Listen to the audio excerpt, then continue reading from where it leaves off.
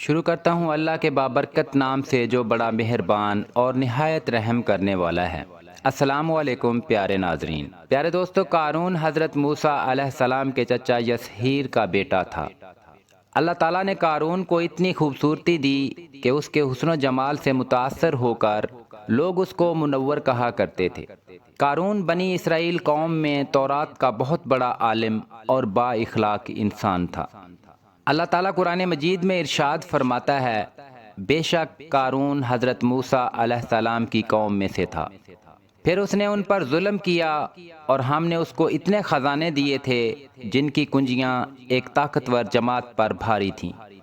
بے شمار دولت ہاتھ آتے ہی اس کے حالات میں ایک دم تغیر پیدا ہو گیا اور سامری کی طرح منافق ہو کر حضرت موسیٰ علیہ السلام کا بہت بڑا دشمن ہو گیا۔ جب زکوٰۃ کا حکم ہوا، حضرت موسیٰ علیہ السلام سے عہد کیا کہ وہ اپنے تمام مال میں سے زکوٰۃ دے گا، مگر جب اس نے مال کا حساب لگایا تو ایک بہت بڑی رقم زکوٰۃ کی نکلی۔ یہ دیکھ کر ایک دم حرص اور بخل کی وجہ سے زکوٰۃ کا منکر ہو گیا اور بنی اسرائیل قوم کو بھی بہکانے لگا کہ حضرت موسیٰ علیہ السلام زکوٰۃ کے بہانے تمہارے مال کو لینا چاہتا ہے۔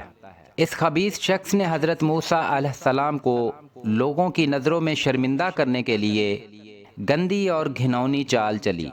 ایک فاجرہ خوبصورت عورت کو بہت زیادہ مال و دولت دے کر آمادہ کیا کہ وہ آپ علیہ السلام پر بدکاری کا الزام لگائے۔ اتفاق سے ایک روز حضرت موسیٰ علیہ السلام منبر پر بیٹھے وعظ کر رہے تھے۔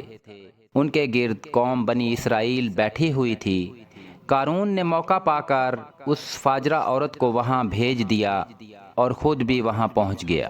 قارون نے آپ کو ٹوکا کہ فلانی عورت سے آپ نے بدکاری کی۔ حضرت موسیٰ علیہ السلام نے فرمایا، اس عورت کو میرے سامنے لاؤ۔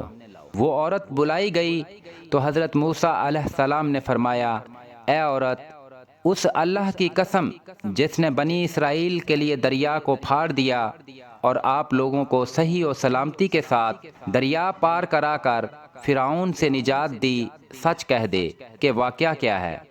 حضرت موسیٰ علیہ السلام کے جلال سے عورت سہم کر کانپنے لگی اور اس نے مجمع عام میں صاف صاف کہہ دیا کہ اے اللہ کے نبی، مجھ کو قارون نے کثیر دولت دے کر آپ پر بہتان لگانے کے لیے آمادہ کیا۔ اس وقت حضرت موسیٰ علیہ السلام آپ دیدہ ہو کر سجدہ شکر میں گر پڑے۔ بحالت سجدہ آپ نے یہ دعا مانگی، یا اللہ قارون پر اپنا قہر و غضب نازل فرما دے۔ پھر آپ نے مجمع سے فرمایا، جو قارون کا ساتھی ہو وہ قارون کے ساتھ کھڑا رہے اور جو میرا ساتھی ہے وہ ان سے جدا ہو جائے۔ دو خبیثوں کے سوا تمام بنی اسرائیل قوم قارون سے الگ ہو گئے۔ حضرت موسیٰ علیہ السلام نے خدا کے حکم سے اپنا عصا زمین پر مارا اور پھر کہا، اے زمین، تو اس مردود سرکش کو اپنے اندر دبا لے۔ زمین نے قارون اور اس کے فرما برداروں کو ٹخنوں تک دبا لیا۔ پھر آپ نے دوبارہ یہی کہا تو وہ کمر تک زمین میں دھنس گیا اور حضرت موسیٰ علیہ السلام زمین کو غصے سے کہتے تھے، زمین دبا لے، یہاں تک کہ زمین نے اس کو کندھوں تک دبا لیا۔ جب حضرت موسیٰ علیہ السلام کے بھائی ہارون نے ان کو عذاب الہی میں مبتلا دیکھا تو اپنے بھائی حضرت موسیٰ علیہ السلام سے کہنے لگے، اے میرے بھائی موسیٰ علیہ السلام، قارون تو ہماری برادری میں سے ہے، معافی مانگ رہا ہے، اس کو درگزر کیجئے۔ پھر حضرت موسیٰ علیہ السلام نے غصے سے کہا تو زمین نے گلے تک دبا لیا۔ قارون نے کہا، موسیٰ، تو میری دولت پر طمع رکھتا ہے۔ تو اللہ تعالیٰ کے حکم سے حضرت جبرائیل علیہ السلام نے اس کا جتنا مال و متاع، گنج و خزانہ تھا سامنے لا کر رکھا۔ تو حضرت موسیٰ علیہ السلام نے کہا، اے قارون، لے اپنے مال کو، اور زمین کو کہا، اے زمین دبا لے۔ زمین نے اس کو اس کے تمام مال و دولت، سونا چاندی جواہرات سب کو دبا لیا، کچھ اثر اس کا باقی نہ رہا۔ ایک روایت میں ہے کہ قارون اتنے خزانوں کا مالک کیسے بنا؟ اللہ تعالیٰ نے حضرت موسیٰ علیہ السلام کو حکم دیا کہ تورات کو زیب و زینت کے ساتھ رکھے۔ موسیٰ علیہ السلام نے فرمایا، کیسے؟ حضرت جبرائیل علیہ السلام نے آ کر کہا، جو گھاس میں نے تم کو بتائی تھی وہ اور سامری جادوگر کا سونے سے بنا بچڑا دونوں کو جلا ڈالو۔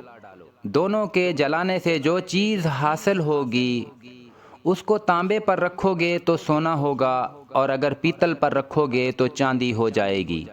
اس وقت حضرت موسیٰ علیہ السلام نے ایک رکا یوشع کو لکھا اور ایک قارون کو لکھا کہ فلانی گھاس مجھ کو چاہیے، لا دو، اور ایک رکا کالوت کو بھی بھیجا۔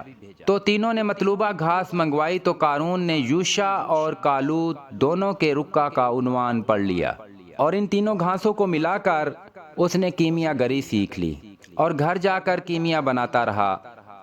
اس سے اس نے بہت دولت جمع کر لی۔ قارون کے اس واقعہ سے ہمیں سبق حاصل کرنا چاہیے۔ اللہ تعالی ہم سب کو ایمان کی سلامتی عطا فرمائے، آمین۔ اگر آپ چینل پر نئے ہیں تو پلیز سبسکرائب کر لیں۔ جزاک اللہ۔